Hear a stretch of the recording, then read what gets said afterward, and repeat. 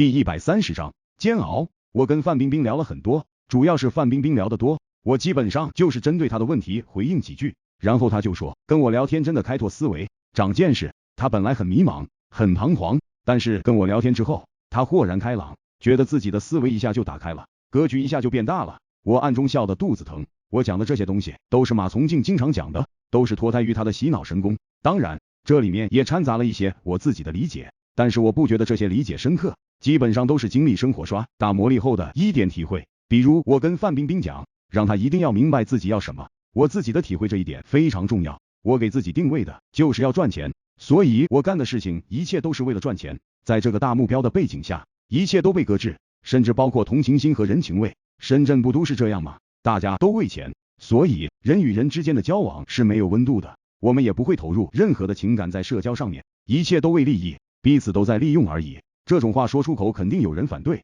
但是这就是事实，真相就是这样，没有必要遮遮掩掩。范冰冰的家庭背景应该要比我优渥很多，所以她经历的事情肯定要比我少一些，遭遇社会的毒打少了，就不会有我这样的领悟。而我把自己的领悟说出来，她立马就觉得开拓了思维，话题又扯到了出海上。然后范冰冰红着脸说，现在我们公司很多人都在传，说深圳有个很厉害的陈总，说陈总其实比黄总更厉害，是我们老板背后真正的靠山。我就是跟陈总搭上了关系走红的，公司里面有些人对此深信不疑呢。我道，范小姐，你自己信不信啊？范冰冰瞟了我一眼，欲言又止。我摘掉了眼镜，用纸巾擦了一下，再戴上，感觉范冰冰在我面前的容貌更清晰美丽了。她道，陈总，我能够成为 XX 青春的女一号，应该跟您有点关系吧？当时我还有其他的竞争对手，相比他们，我并没有明显的竞争优势。我哈哈一笑，道，范小姐，你想多了，跟我半毛钱的关系都没有，我跟你们公司没有任何业务上的交集。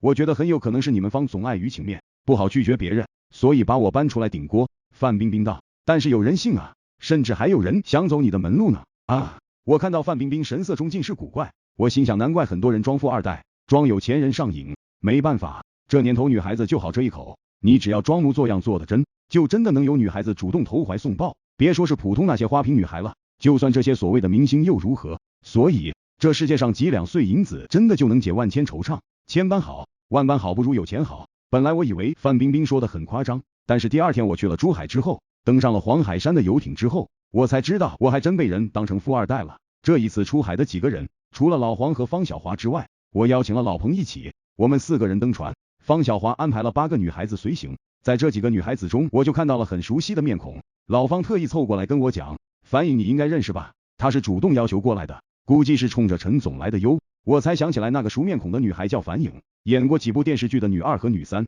一直没有火起来，在圈内应该算个3线。老方，你说真的还是假的？老方嘿嘿一笑，道，那能假得了吗？有范冰冰的成功案例在前面，你现在就是女孩子眼中的梦中情人，要不待会儿喝酒的时候，你看我保管他要扑你。老方这么一讲，我搞得都有些放不开了。不过想着这一次出海可以钓鱼，可以享受老黄顶级的游艇，内心还是比较惬意的。老黄的这游艇里面有住房、餐厅、酒吧，甚至还有一个小型的台球厅，总之娱乐设施很多，有钱人能享受的这里都有。船在海上行驶，人在豪华的船舱里面，感觉就是在陆地上一般平稳。黄昏的时候，老彭约我去酒吧，我瞧着他双眼冒绿光的样子，就知道这家伙心里想的是什么。来之前老方就讲了，说女孩子他带上船，但是在船上怎么玩他就不管，因为出来玩大家都还要讲个你情我愿的。我翻译老方的话，那就是要一清方泽，要浪漫，先就要浪费，你得要拿出真东西来，人家女孩子才愿意跟你耍吗？酒吧里面，老彭一过去果然就勾搭了一个女孩，两人聊得嗨得很，直接把我给抛到一边去了。我坐在一旁点了一杯酒，恰巧看到了樊颖，樊颖很优雅的走了过来，坐到了我的对面。陈总您好。我冲他点点头，他说我能坐在您这边吗？我当然说没有问题，然后我们就聊上了。不得不说这个樊颖挺有姿色的，气质也不错，但是我他妈就是觉得别扭，甚至有点恶心，因为我想到昨天和范冰冰吃饭的时候，他说我成为了某些人的目标，女孩子都争相要找我，我就觉得自己其实是个工具。樊颖在我面前笑语盈盈，万千柔情，这都是假的，我只是他的目标而已。他把我当成了他们公司的靠山，以为攀上了我，他的事业就能高歌猛进。我不是个工具又是什么呢？所以我很克制，仅仅只是喝酒，话都很少说。喝完酒我就回房间了，没有理会樊颖的各种暗示。但是老黄这帮家伙全是坏人。夜幕降临之后，我以为自己能听一听外面的海浪声，结果我只听到女孩子的叫声，老黄、老彭、老方都住在我附近，我们4个人住4个方位，其他的几个方位都不安宁，我他妈一个人躺在床上能安宁吗？那种感觉特别的难受，特别的煎熬。一个24岁的青年和7情6欲艰难的抗争，那种感觉想一想都知道难受。我发了狠，用被子把自己裹住，强迫自己不去感知外面的世界。这一夜难熬，出海之行的第一夜，于我来说就是煎熬，但是我觉得自己像是个胜利者。